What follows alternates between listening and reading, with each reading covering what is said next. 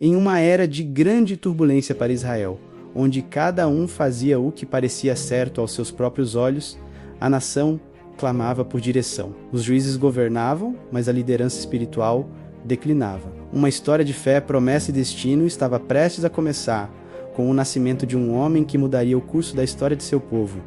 Samuel. Em Ramá vivia um homem chamado Eucana, que tinha 2 esposas. Penina, que tinha filhos, e Ana que era estéril. Ana sofria profundamente com sua infertilidade e com a provocação de Penina. Ano após ano, a família subia a Siló para adorar e sacrificar ao Senhor. Ana derramava sua alma em oração. Em uma dessas ocasiões, no templo, ela fez um voto solene ao Senhor.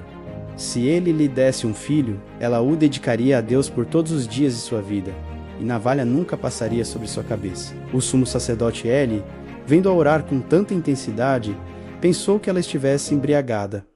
Mas Ana explicou sua angústia. Ele, então, a abençoou, dizendo: vá em paz, e o Deus de Israel lhe conceda o que você pediu. E assim foi. O Senhor se lembrou de Ana, e ela concebeu e deu à luz um filho, a quem chamou Samuel, que significa ouvido por Deus. Fiel ao seu voto, Ana amamentou Samuel até que ele fosse desmamado. Então, com um coração cheio de gratidão e fé, ela o levou a Siló e o apresentou a Eli, o sacerdote, para que servisse ao Senhor por toda a sua vida. Ana proferiu uma bela oração de louvor, reconhecendo a soberania de Deus. Samuel, ainda menino, começou a servir ao Senhor sob a tutela de Eli, vestindo uma estola de linho. A cada ano, Ana fazia uma pequena túnica para ele e a levava quando subia com seu marido, para o sacrifício anual. Ele abençoou Eucana e Ana, e o Senhor lhes concedeu mais filhos e filhas, enquanto Samuel crescia em estatura e graça diante do Senhor e dos homens. Os filhos de Eli, Hofni e Finéias, eram homens perversos que não conheciam o Senhor. Eles desonravam a Deus e ao sacerdócio com suas práticas corruptas. Em uma noite, enquanto Samuel dormia no templo, perto da arca de Deus, o Senhor o chamou. Samuel, pensando que fosse ele, correu até ele. Isso aconteceu por 3 vezes. Na terceira vez, ele percebeu que era o Senhor quem chamava o menino e instruiu Samuel a responder: fala, Senhor, pois o teu servo ouve.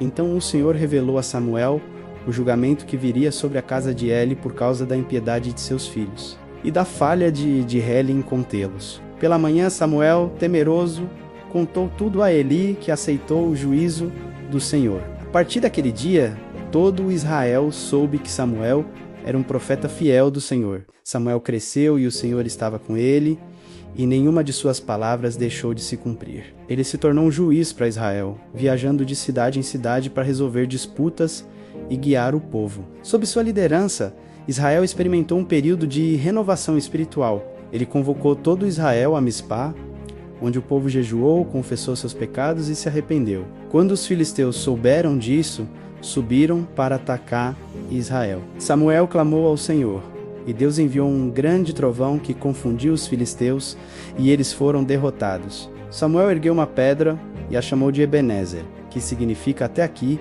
nos ajudou o Senhor. Durante todo o tempo de Samuel, a mão do Senhor esteve contra os filisteus. Quando Samuel envelheceu, ele constituiu seus filhos, Joel e Abias, como juízes sobre Israel. No entanto, seus filhos não seguiram seus caminhos, mas se desviaram para o ganho desonesto, aceitando subornos e pervertendo a justiça. Por causa disso, os anciãos de Israel se reuniram e foram a Samuel em Ramá, pedindo dá-nos um rei para nos governar. Como todas as outras nações, Samuel ficou descontente com o pedido, pois via isso como uma rejeição à liderança de Deus. Ele orou ao Senhor, e Deus lhe disse: ouça tudo o que o povo lhe disser, pois não é a você que eles rejeitam, mas a mim, para que eu não reine sobre eles.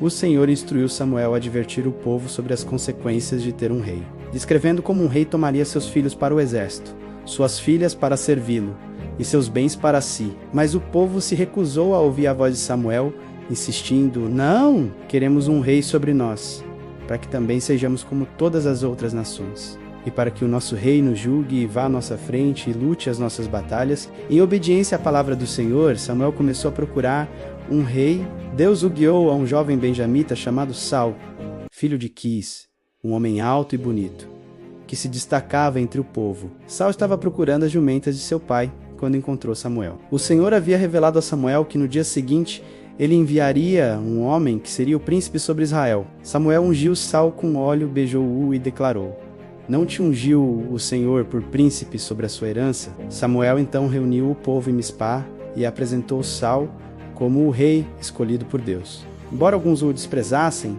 Saul demonstrou sua capacidade de liderança ao libertar Jabes-Guele dos Amonitas. O povo então confirmou Saul como rei em Gilgal, e Samuel os exortou a temer ao Senhor e a servi-lo de todo o coração. Apesar de um começo promissor, Saul começou a desobedecer às ordens do Senhor. Em Gilgal, ele ofereceu um holocausto sem esperar por Samuel, um ato que era prerrogativa do sacerdote. Samuel o confrontou, dizendo: você agiu como um tolo e não obedeceu ao mandamento do Senhor seu Deus. Se tivesse obedecido, o Senhor teria estabelecido para sempre o seu reino sobre Israel. Mas agora o seu reino não permanecerá. Mais tarde, o Senhor ordenou a Saul que destruísse completamente os amalequitas, mas Saul poupou o rei Agag e o melhor do gado. Samuel novamente confrontou Saul, declarando: a obediência é melhor do que o sacrifício, porquanto você rejeitou a palavra do Senhor. Ele o rejeitou como rei. Samuel ficou profundamente entristecido pela rejeição de Saul e lamentou por ele. O Senhor disse a Samuel: até quando você lamentará por Saul? Eu o rejeitei como rei sobre Israel. Encha o seu chifre com óleo e vá. Eu o enviarei a Jessé, de Belém, pois escolhi um de seus filhos para ser rei. Temendo Saul, Samuel foi a Belém sob o pretexto de oferecer um sacrifício. Lá ele pediu a Jessé que apresentasse seus filhos. Samuel viu o primogênito, Eliabe, e pensou que ele seria o escolhido, mas o Senhor disse: não olhe para sua aparência nem para sua altura, pois eu o rejeitei. O Senhor não vê como o homem vê a aparência, mas o Senhor vê o coração.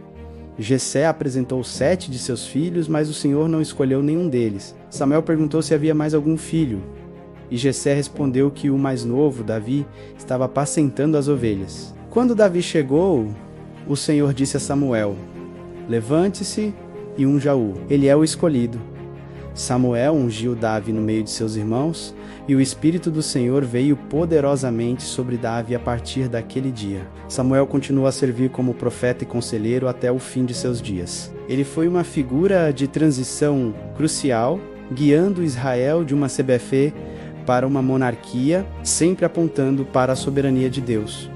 Sua vida foi um testemunho de obediência, integridade e fidelidade ao Senhor. Samuel morreu e foi sepultado em sua casa em Ramá, e todo o Israel se reuniu para lamentar sua perda. Seu legado perdurou por gerações, lembrado como o profeta que ungiu os 2 primeiros reis de Israel e que incansavelmente chamou o povo de volta a Deus. A história de Samuel é uma poderosa narrativa de fé, liderança e a fidelidade de Deus, desde seu nascimento milagroso até sua morte. Samuel foi um servo dedicado, um juiz justo e um profeta corajoso. Ele não apenas testemunhou a mudança de uma era, mas foi um instrumento central nessa transformação, preparando o caminho para a monarquia e, em última instância, para a linhagem de Davi, da qual viria o Messias. A vida de Samuel nos lembra da importância da obediência, da escuta à voz de Deus e do impacto que uma vida dedicada pode ter na história de uma nação.